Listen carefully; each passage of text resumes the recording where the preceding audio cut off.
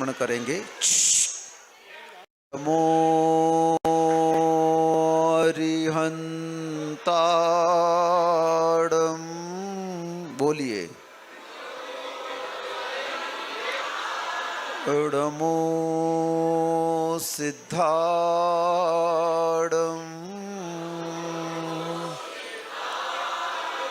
नमो आयरियाड़म,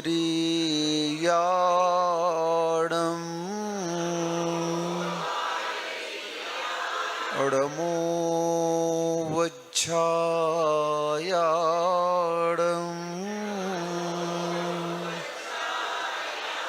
नमो लोए सब साहूड़म,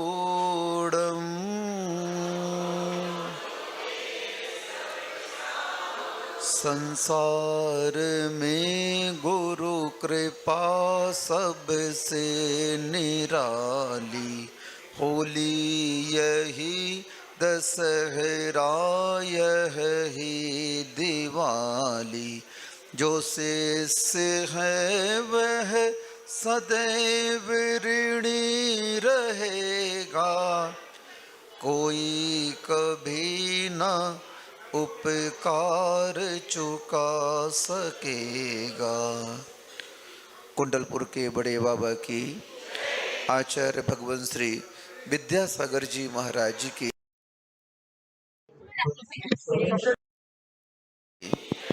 बोलो परम पूज्य साक्षात विराजमान बासल मूर्ति मुनि श्री महासागर जी महाराज जी की, समस्त मुनि संघ की, मुनि श्री के दीक्षा दिवस महोत्सव की। आज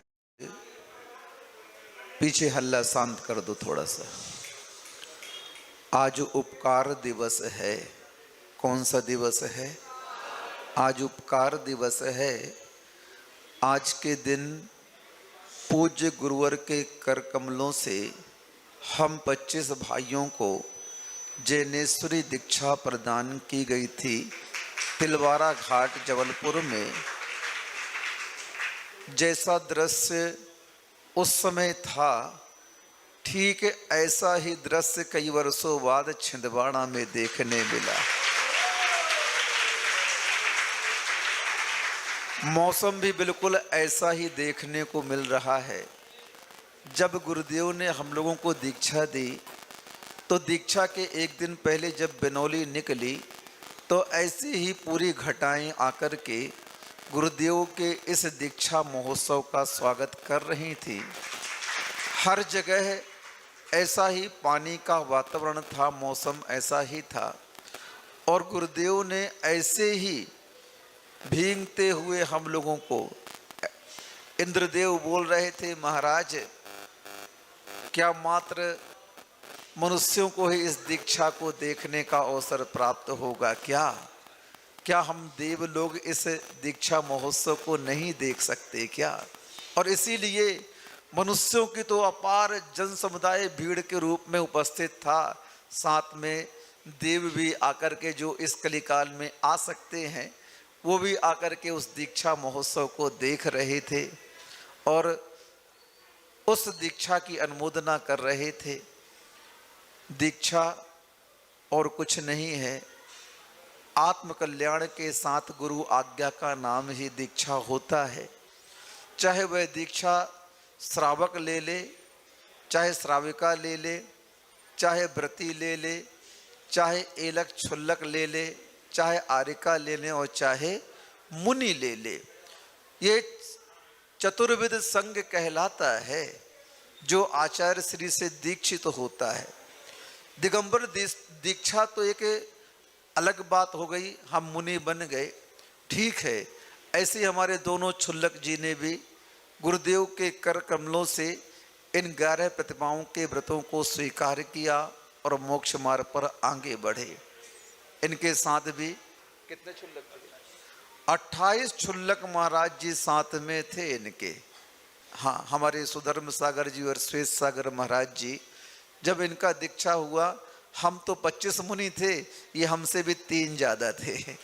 हाँ, और हम तीनों का दीक्षा जो दिवस मनाया गया, जहाँ जहाँ हम लोग की दीक्षा हुई, तीनों का हम लोगों का स्थान तिलवारा घाट ही था। गुरुदेव एक ही थे, बस सन अलग था और कुछ नहीं था। तो दीक्षा का मतलब ये है कि अपने अपने पद के अनुसार जो अपने गुरुदेव को समर्पित कर देता है अपने आप को, वह गुरुदेव का दीक्षार्थी हो जाता है। अब बताओ, आप इतने श्रावक बैठे हो, क्या आप आचार्य विद्यासागर महाराज को मानते हो अपना गुरु के नहीं मानते हो? सही सही बताओ, आचार्य विद्यासागर महाराज को कौन कौन अपना गुरु मानता है? जोर से कहो, हम। कौन कौन मानता है? बस जो आचार्य महाराज को अपना गुरु मानता है वो आचार्य श्री से दीक्षित है। क्या है वो? जो आचार्य महाराज को अपना गुरु मानता है वो जिस पद में बैठा है, अभी श्रावक के पद में बैठा है, तो श्रावक की दीक्षा आचार्य महाराज को गुरु मानने से वह श्रावक दीक्षा आपको गुरु से मिली। ये दोनों क्षुल्लक व्रती बन गए। इन्होंने अपने आप को गुरुदेव के चरणों में समर्पित कर दिया और गुरुदेव से 11 प्रतिमाओं के व्रत ले लिए।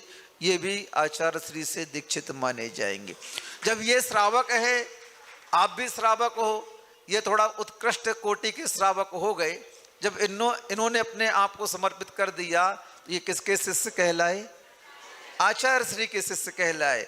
ऐसे जिसने आचार्य श्री को देखा और अपना गुरु माना, वो सब आचार्य महाराज के शिष्य हैं। हाँ, कभी गुरु मत बदलना, याद रखना। सुन लो ध्यान से, हम मुनिराज हैं, हम मुनिराज ही रहेंगे, हम गुरु नहीं बन सकते। याद रखना, गुरु तो हमारे गुरुदेव ही रहेंगे। कौन रहेगा? तुम हमें मानो, हमारी आराधना करो, हमारी पूजा करो, मना नहीं करते हैं, लेकिन हम मुनिराज के रूप में रहेंगे। गुरुदेव के रूप में अगर किसी की छवि आएगी तो मात्र आचार्य विद्यासागर महाराज की छवि आएगी। हाँ, हम किससे दीक्षित हैं? आचार्य विद्यासागर से दीक्षित हैं। मैंने श्रावक व्रत किससे लिया? सबसे पहले आचार्य विद्यासागर से। बस वही तुम्हारे गुरु हैं और वही तुम्हारे आचार्य हैं। बस उनकी स्मृति आपके मन स्पटल पर रहती है तो ये समझ लेना कि आपको कभी भी कोई छू नहीं सकता है। कभी भी विपत्तियां तुम्हारे निकट आ नहीं सकती हैं। और कर्म के उदय से अगर विपत्तियां आती हैं तो गुरु के प्रसाद से वह पुरस्कार बन जाती हैं। क्या बन जाती हैं?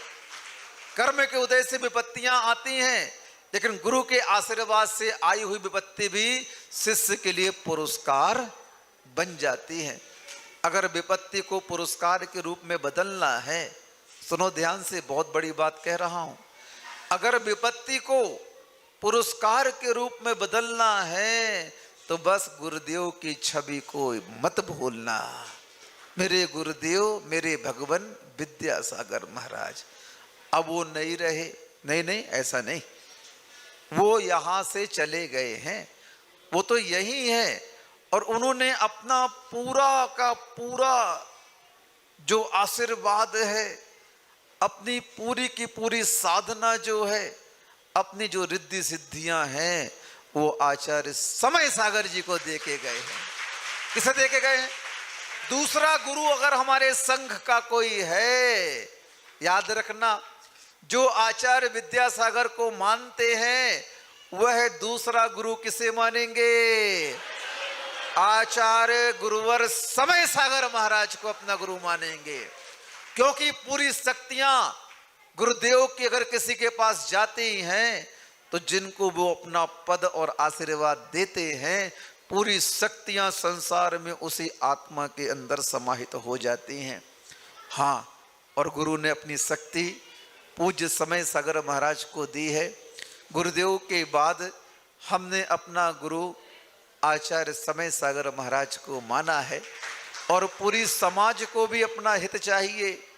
तो अपना गुरु, अगर जो आचार्य महाराज को अपना गुरु मानते थे विद्यासागर महाराज को, उन सभी को अपना समर्पण अपने गुरुदेव समय सागर के चरणों में अर्पित कर देना चाहिए। हम लोगों ने तो यही किया, क्योंकि हमें मालूम है कि गुरुदेव के बाद जो गुरु बनता है पूरी शक्तियां गुरुदेव की उस आत्मा में समाहित हो जाती है और पूरी शक्तियां हमारे गुरुदेव समय सागर में समाहित हो गई।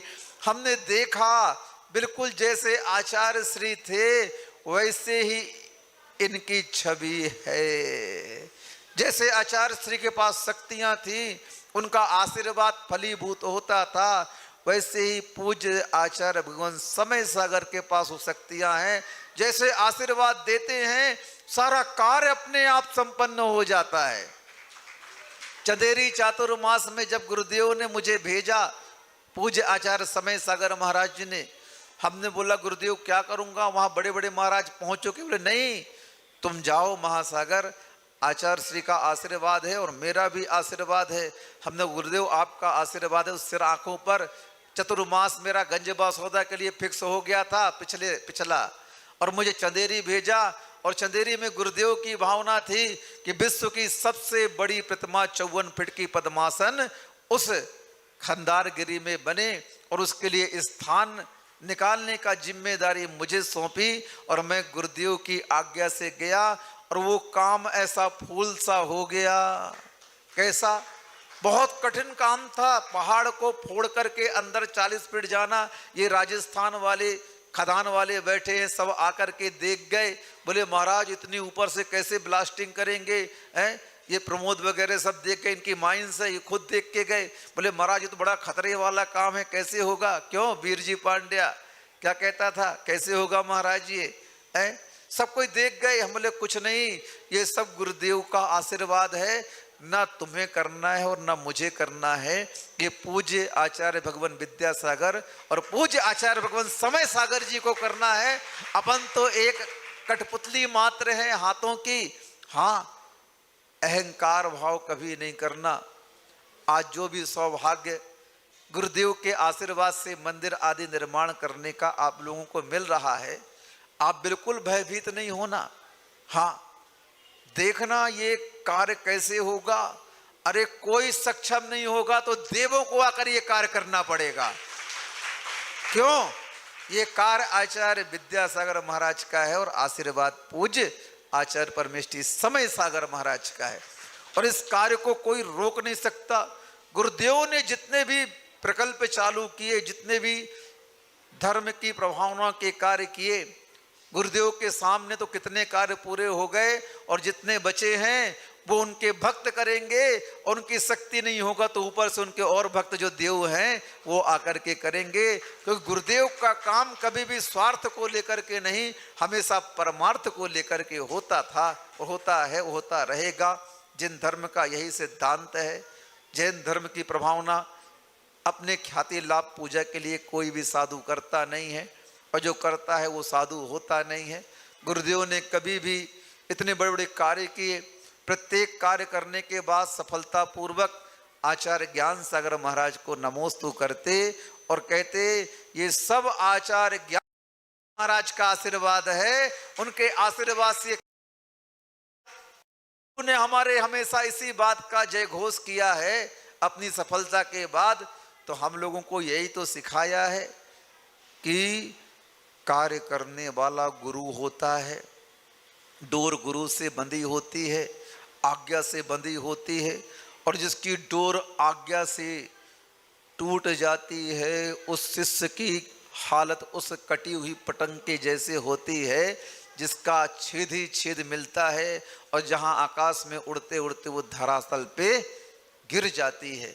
गुरु के हाथ से डोर छूटते ही क्या होता है वो शिष्य जानता है, जिसने गुरु को छोड़ दिया या गुरु ने जिसको छोड़ दिया। घबराहट हो जाती है, अंदर विकल्प आ जाते हैं, क्योंकि गुरु के हाथ में ही जीवन के उद्धार की डोर होती है। इसलिए आज के दिन हम 25 भाइयों को गुरुदेव ने जैनेश्वरी दीक्षा दे करके हमारे लिए इतना उपकृत किया। हमें पामर से क्या बना दिया? परमेष्ठी बना दिया। पापी से परमेष्ठी तक की यात्रा भी आप देख रहे थे कि कैसे पापियों को गुरुदेव ने परमेष्ठी बना दिया। गुरुदेव तो वो पारसमणि होते हैं जिस पर लोहे को स्पर्श करा दो तो वह लोहा भी क्या बन जाता है, कंचन बन जाता है। हम जैसे लोहों को गुरुदेव ने कंचन बनाया, उनकी यह महानता है। और आप लोगों ने उस दृश्य को देखा, क्योंकि परिवर्तन ही हमारे लिए विकास का मार्ग खोलता है। आज के दिन जो परिवर्तन हुआ था, वह परिवर्तन ही हमें आज इतनी ऊंचाइयों तक लेकर के आया है। प्रत्येक आत्मा ने, जिन्होंने इस दृश्य को देखा, आज वे आत्माएं बड़ी धन्य थी। और आज काल्पनिक रूप से बहुत सारे दृश्य को आप लोगों को भी देखने मिला। ये किशनगढ़ वाले कहते हैं, महाराज ऐसा नाटक कभी नहीं देखा। हम बोले भैया ये नाटक नहीं है, ये आज से 22 साल पूर्व पहले की हकीकत है। क्या है? ये नाटक नहीं है, ये 22 साल पहले की क्या है, हकीकत है। उस हकीकत को आज मंच पर दिखा दिया नाटक के रूप पर। वो है इतिहास का रूप था। हमें भी अपने इतिहास को उसमें समाहित करना है। हमें भी गुरु चरणों में अपने आप को समर्पित करना है। ऐसे गुरु बिरले ही मिलते हैं और उनके बाद में पुनः ऐसे निष्परिग्रही ख्याति लाभ पूजा से रहित हमारे पूज्य आचार्य गुरुदेव के रूप में समय सागर महाराज जी हमें पुनः मिल गए। क्योंकि संसार में देखते हैं तो इस पद के साथ भी ख्याति लाभ पूजा दिखाई देती है। हमने देखा है अंदर से, और अंदर से देखने पर समझ में आया, क्योंकि अपने अपने परिवार को सब देखते जानते हैं। आपके परिवार में कौन कितना कैसा स्वभाव वाला होता है ये आप जानते हैं, और हमने भी अपने परिवार में देखा कौन कितना कैसा स्वभाव वाला होता है। उन सभी स्वभाव वालों में अगर कोई गुरु के रूप में छवि दिखी है तो पूज्य समय सागर में ही दिखी है। बाकी तो मुनिराज तो सभी हैं, चर्या तो सभी पाल रहे हैं। मुनि का गुण अलग हुआ करता है और आचार्य का गुण अलग हुआ करता है। आचार्य के गुणों को हम जब आचार्य भक्ति में पढ़ते हैं तो वो सारे के सारे गुण या तो आचार्य श्री में दिखाई देते थे या पूज्य हमारे समय सागर महाराज में दिखाई देते हैं। संघ तो बहुत बड़ा है, मुनिराज तो बहुत ज्यादा है, एक से एक बढ़कर मुनिराज हमारे संघ में है। अब देख लो, उस संघ से सबसे छोटा और अंगूठा छाप महाराज तुम्हारे छिंदवाड़ा में आया है। कैसा आया है? आचार्य श्री का सबसे नालायक बेटा महासागर। कौन है? सबसे कम पढ़ा लिखा लड़का। पूरा संघ जानता है महासागर कभी पढ़ता ही नहीं था, हमेशा लड़ता रहता था। क्या करता रहता था? पहले भी लड़ता रहता था और जब मुनि बना तब भी लड़ता रहता था। लेकिन गुरुदेव ने लड़ते लड़ते लड़ते लड़ते लड़ने वालों को लाडला बना लिया। क्या बना लिया? ऐसा लाडला बनाया कि बोले नहीं, भले तू लड़ता रहे लेकिन तू कभी भी असत्य के लिए नहीं लड़ा है महासागर, सत्य के लिए ही बोलता है तू। संघ में भी जब कुछ उठापटक होती थी तो गुरुदेव जानते थे ये गुस्सैल है, और गुस्सैल इसको गुस्सा कब आती है? जब कुछ गलत होता है। सही में तो मैंने आज तक गुस्सा किसी के ऊपर नहीं किया। मेरी एक आदत है शुरू से, जो गलत है सो गलत है, और उसको कहने में मुझे कोई संकोच और भय नहीं होता है। जिसको जो करना हो कर लो। हाँ, लो सत्य है सो सत्य है, उसको कहने में भी कोई संकोच मुझे नहीं होता। गुरुदेव मेरे इस नेचर को जानते थे कि महासागर गुस्सैल तो है लेकिन इसका गुस्सा हमेशा असत्य पर आता है। जहाँ असत्य होता है और सत्य को दबाया जाता है तो ये क्रोधित हो जाता है। लेकिन कोई बात नहीं, गुरुदेव ने मुझे बहुत संभाला, बहुत समझाया और मेरे इस क्रोध को भी बहुत शांत किया। और जो आज शांत में दिख रहा हूँ ये गुरुदेव का ही आशीर्वाद है। हाँ, बहुत शांत हो गया। मैं भी अपने आप में विश्वास नहीं करता। कल पूज्य समता सागर महाराज जी का आशीर्वाद आया हमारे लिए। अध्यक्ष साहब के पास खबर आई, खुद अध्यक्ष साहब भी सुन रहे थे और वो बोल रहे थे महासागर के लहरों में ज्वार भाटा आना बंद हो गया, महासागर के लहरें भी शांत हो गई। क्या हो गई? गुरुदेव का आशीर्वाद ऐसा मिला कि अब महासागर भी कैसा हो गया है, शांत हो गया है। और बोलने लगे, हमने आपके प्रवचन सुने, आपकी मीठी वाणी सुनी, हम बोले गुरुदेव मेरी काय की वाणी, मैं तो अंगूठा छाप हूँ। पूज्य समता सागर से मैंने कहा, हमने बोला महाराज हम तो अंगूठा छाप हैं, आप तो जानते हैं हम पढ़े लिखे नहीं हैं। तो समता सागर महाराज जी कहते हैं हमारे कि विद्यासागर का अनपढ़ शिष्य भी बहुत पढ़ा लिखा होता है। हाँ, क्या कहते हैं? बोले विद्यासागर महाराज का अनपढ़ शिष्य भी कैसा होता है, बहुत पढ़ा लिखा होता है। और तुम तो महासागर आचार्य श्री के लाडले थे और हमने देखा आचार्य से तुमको कितना चाहते थे। मुझे भी मालूम है आचार्य से मुझे बहुत चाहते थे, इसीलिए तो अंत समय में भी मैं गुरुदेव के निकट पहुंच गया था। बहुत बहुत शिष्यों की भावनाएं थी, बहुत आरिकाओं की भावना थी। ये छुल्लक दोनों छटपटा रहे थे कि गाड़ी से हमें गुरुदेव के पास पहुंचा दो, लेकिन सबका पुण्य नहीं था। मैं वाकई में अपने आप को महाभाग्यशाली मानता हूं। इसलिए महाभाग्यशाली मानता हूं कि मेरे जीवन भर की समर्पण साधना गुरुदेव के चरणों में जो थी वो अंत समय में उनके पास पहुंच करके सफल हो गई। और मेरा यह पुण्य तीव्र उदय में आया कि मैंने संग की और गुरुदेव की जो सेवा की निश्चल भाव से, उसका फल मुझे गुरुदेव के अंतिम समय का सानिध्य मिला। ये बहुत बड़ा उपकार गुरुदेव का अंत में मेरे जीवन में हुआ। गुरुदेव का उपकार कभी कोई भुला नहीं सकता है, क्योंकि जो उपकार गुरु कर सकते हैं कर दिया गुरु ने, उस संसार में कोई भी उपकार नहीं कर सकता है। आज जो हमारा रूप बदला, जो हमारा गुणस्थान बदला, जो हमें मोक्ष मार्ग की दिशा दी, यही संसार में प्रमुखता को लेकर के प्रत्येक आत्मा को लक्ष्य बना करके चलना चाहिए।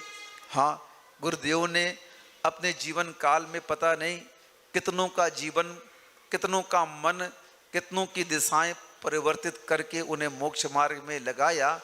आप लोग भी आज के इस संयम दिवस, उपकार दिवस के दिन आप लोग को चाहिए कि हमें भी अपना लक्ष्य आर्यिका और मुनि बनने का बनाना है। हम भले बन पाए या न बन पाए कोई बात नहीं, लेकिन अगर अपने अंतस पर यह बात स्थापित कर लेते हैं, ये धारणा बना लेते हैं कि हम संसार में कितना भी उठापटक करते रहें, लेकिन अंत में मेरा मरण कैसा हो, मुनि बन करके हो। ठीक है, कोई बात नहीं। आज सुबह सुबह कंवरी लाल जी का भी फोन आ गया, पाटनी जी का, महाराज आशीर्वाद दो। हमने बोला कंवरी लाल जी स्वास्थ्य अस्वस्थ कर चल रहा आपका, एक काम करो। मनोज ने फोन लगवाया था, हमने बोले एक काम करो, तुम सब परिग्रह का त्याग कर दो। अब सेठ आदमी है, आर के मार्बल अशोक जी पाटनी के पिताजी हैं। अब फर्म तो आप लोग जानते हो, लेकिन देखो आत्महित की भावना कितनी उनके अंदर है।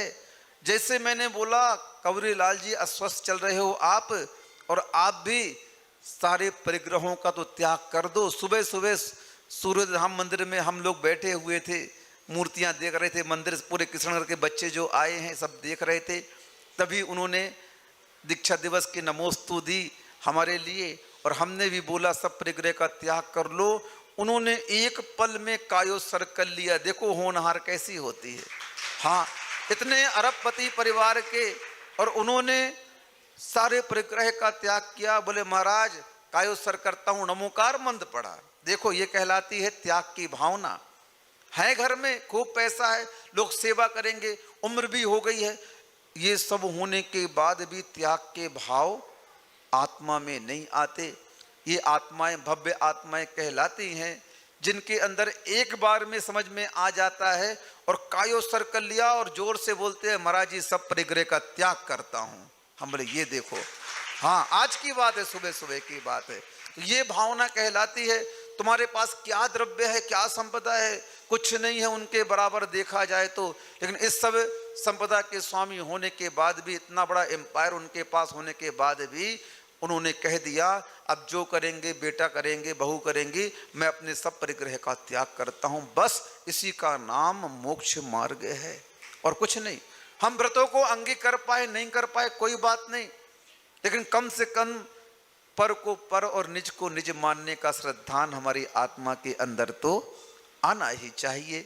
हमें ये संपदा आदि पुण्य के उदय से प्राप्त होती है और पुण्य के उदय में यह मन बड़ा गाफिल हो जाता है, क्योंकि सबसे ज़्यादा मन बिगड़ता है तो पुण्य के उदय में ही बिगड़ता है।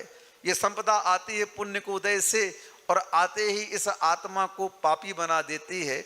पुण्य से उदय प्राप्त संपदा को हम पापों में खर्च करने लगते हैं और जिसका परिणाम यह आत्मा पुण्य को पाप में बदल करके अपना अहित कर लेती है।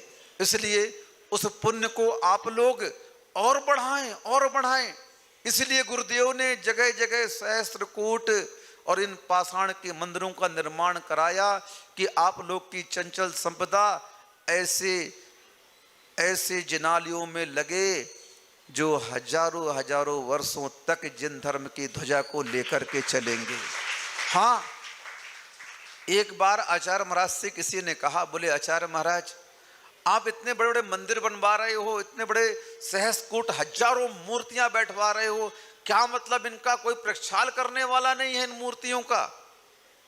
गुरु जी सुनते तो सबकी थे और गुरु जी हाजिर जवाब भी हैं, क्योंकि गुरुदेव जो काम करते वह पहले से कई बार सोचते, हजारों बार सोचने के बाद में किसी कार्य को वो अंजाम दिया करते हैं। उस कार्य के प्रत्येक पहलुओं पर गुरुदेव विचार करते थे कि इसका क्या नतीजा निकल सकता है, इसका क्या फल निकल सकता है। ऐसा तो नहीं मैं किसी योजनाओं को क्रियान्वित करूं और उसका दुष्प्रभाव पड़ने लगे समाज पर, नहीं।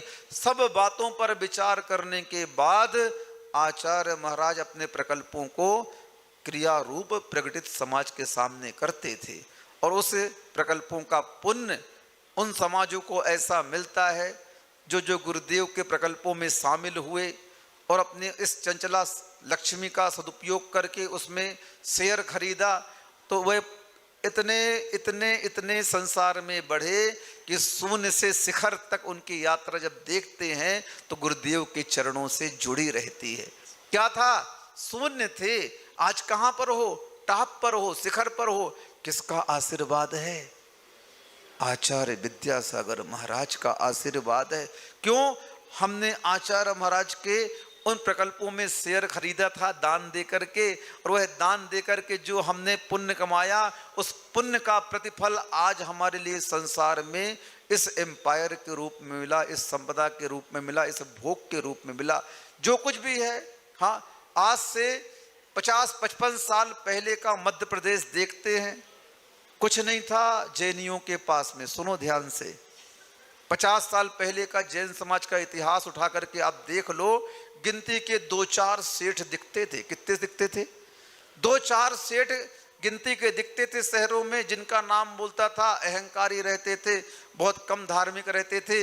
लेकिन जब से गुरुदेव ने राजस्थान से निकलकर बुंदेलखंड आए और बुंदेलखंड की धरा पर जैसे ही अपने चरण धरे, बुंदेलखंड में रत्नों की वर्षा होने लगी। जैसे तीर्थंकर होते हैं, वो जहां कहीं भी जाते हैं उनके जाते ही सब और सुभिक्ष और धनाढ्यता हो जाती है। ऐसे गुरुदेव ने जब से अपने कर्म क्षेत्र को, बुंदेलखंड को बनाया कर्म क्षेत्र, तब से बुंदेलखंड में घर घर में करोड़पति दे नजर आते हैं। घर घर में करोड़पति नजर आते हैं। पहले सुनते थे कि राजस्थान वाले इतनी बड़ी बड़ी बोलियां लेते हैं, सेठिया लोग रहते थे राजस्थान के। अब राजस्थान के लोग कम हो गए हैं और बुंदेलखंड के लोग ज्यादा आ गए हैं। हाँ, क्यों? राजस्थान वालों ने गुरुदेव को जन्म तो दिया, लेकिन गुरुदेव को भूलने लगे। इसलिए हम लोग पुनः राजस्थान वालों को गुरुदेव के प्रकल्प से जोड़ने लगे। सुनो, इतना सा देव, लेकिन गुरुदेव के ऐसे कार्यों में जो हजारों वर्षों के लिए अपनी छाप बनाने वाला है, उसमें एक ईंट तो अवश्य लगाओ। और बुंदेलखंड वाले की विशेषता यही है सबसे बड़ी। क्या विशेषता है? जहां कहीं भी गुरुदेव के नाम से, उनके आशीर्वाद से मंदिर आदि बनता है, बुंदेलखंडी इतने होशियार हैं कि एक शिला तो लगा के आ ही जाते हैं। कुछ नहीं तो भैया इनका मन से तो हमारे लिखाई लियो एक शिला के, बस वो बीज डाल के वहां पर चले आते हैं। क्योंकि यह बीज छोटा सा जरूर दिखता है गुरुदेव के प्रकल्पों का, लेकिन जब इसका फल मिलता है तो वट वृक्ष के समान मिलता है। इसीलिए कभी भी गुरुदेव के प्रकल्प सुन लो कि आचार्य महाराज जी के द्वारा इस क्षेत्र को आशीर्वाद मिला है, बस बढ़ने का सूत्र बता रहा हूं संसार में, अपना छोटा सा दान वहां पर अवश्य लगा करके आना शक्ति के अनुसार। फिर देखना तुम्हारी क्या काया पलट होती है। ये काया भी पलट हो जाएगी और जो माया है वो भी पलट करके ऐसी भर जाएगी कि संभालना मुश्किल हो जाएगा। हाँ, गुरुदेव तो तीर्थंकर के समान थे, हैं और रहेंगे, क्योंकि भावी तीर्थंकर अगर कोई होगा तो मेरे गुरुदेव भी भावी तीर्थंकर तो होंगे। क्योंकि महावीर स्वामी का शासन काल मात्र कितना था? 30 वर्ष का था। कितना था? और मेरे गुरुदेव का शासन काल 58 वर्ष का है। हाँ, यानी जो प्रभावना महावीर स्वामी ने की अपने 30 साल के शासन काल में, उससे, अब अतिशयोक्ति तो नहीं, मैं भगवान महावीर स्वामी का अनादर नहीं कर रहा हूं, हाँ, लेकिन उनसे महावीर स्वामी से कहीं ज्यादा प्रभावना अगर किसी ने की तो मेरे गुरुदेव ने की है। हाँ, जन जन के लिए उन्होंने मोक्ष मार्ग खोला, हथकरघा के रूप में, शांति धारा के रूप में, पूरी मैत्री के रूप में, प्रतिभा स्थली के रूप में, गौशालाओं के रूप में, भाग्योदय तीर्थ के रूप में, पूर्ण आयु के रूप में, कितने प्रकल्प समाज को उपहार के रूप में दिए। ये कितने तीर्थों का जीर्णोद्धार कराया, कितनों का नव निर्माण कराया, और कितने चेतन तीर्थ साक्षात दिगंबरत्व के रूप में समाज को दिए। तो गुरुदेव से किसी ने पूछा, गुरुदेव इतने मंदिर, इतने मूर्तियां क्यों बैठा रहे हो? कोई साफ सफाई वाला भी नहीं रहेगा? गुरुदेव ने बोला, सुनो, ये कली काल आगे धर्म के प्रभाव को ह्रास करता जा रहा है, धर्म कम करता जा रहा है, और आगे जाकर के श्रावकों की संख्या नगण्य हो जाएगी, श्रावक बहुत अल्प रह जाएंगे। अभी भी आप लोग आज देख रहे हो जैनी कितने बचे। जब अकबर का शासन था उस समय 6 करोड़ जैन थे। कितने करोड़ जैन थे? अब 500 साल में आप करोड़ 1.5 करोड़ बचे हो, बाकी कहाँ गए? ढूंढ के लाओ भैया। सब समाप्त होता जा रहा है, परंपराएं धीरे धीरे समाप्त हो जाएंगी, क्योंकि न धर्मो धार्मिक बिना, जब धार्मिक ही नहीं रहेगा तो धर्म कहाँ से उपस्थित करोगे आप? एक एक 2-2 बच्चे पैदा कर रहे हो और वो भी आगे जाकर के अपनी पीढ़ियों को घटाते जा रहे हैं। गुरुदेव को सब भविष्य दिख रहा है आगे का, कि आपका भविष्य क्या होगा, श्रावकों का, और श्रावक कितने बचेंगे, वो सब उनके ज्ञान में परिलक्षित हो रहा है। और अनादिकाल से जिन धर्म की रक्षा अगर किसी ने की है, ध्यान से सुनो, जिन धर्म की रक्षा अगर किसी ने की है, अनादिकाल से इन मंदिरों ने, इन मूर्तियों ने जिन धर्म की रक्षा की है। तुम्हारी आयु कितनी है?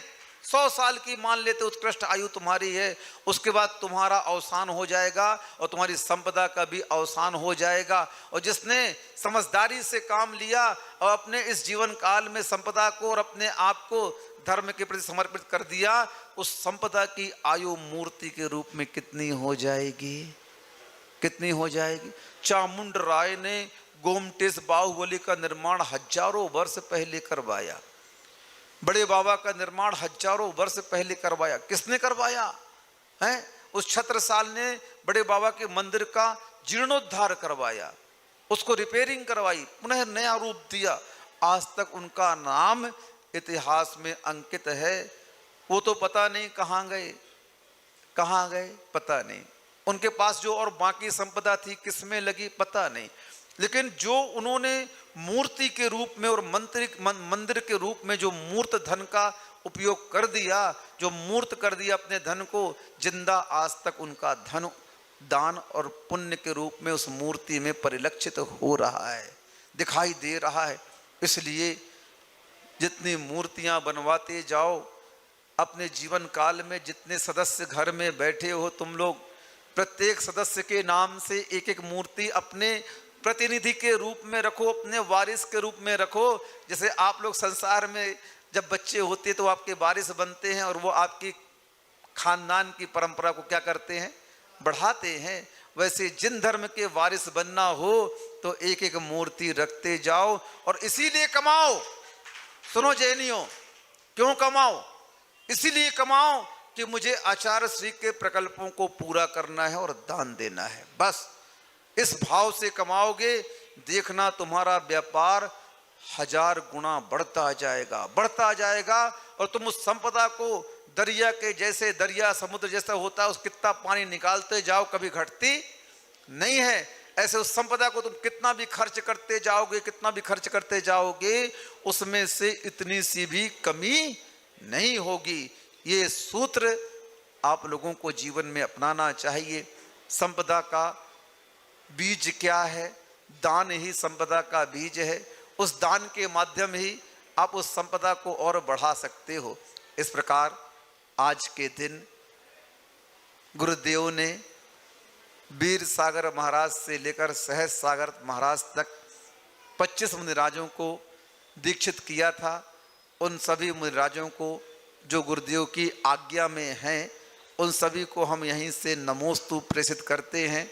सभी महाराजों को हमारा नमोस्तु और यही भावना करते हैं और अपने लिए भी गुरुदेव से यही आशीर्वाद चाहते हैं।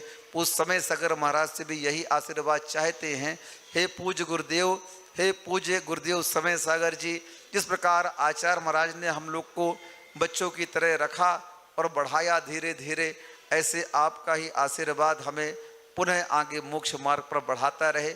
आपके चरण सानिध्य में रहकर हम सभी आपके आज्ञा का पालन करते रहे और गुरुदेव को जो भी प्रकल्प है उनको हम लोग पूरा करते रहे। और समाज को भी यही आशीर्वाद है कि समाज के लोग, श्रावक श्राविकाएं अपने जीवन को अगर धन्य बनाना चाहते हो तो गुरुदेव के प्रकल्पों में थोड़ा थोड़ा दान दे करके और जीवन में उन व्रतों को अंगीकार करके अपना भी मोक्ष मार्ग प्रशस्त करो।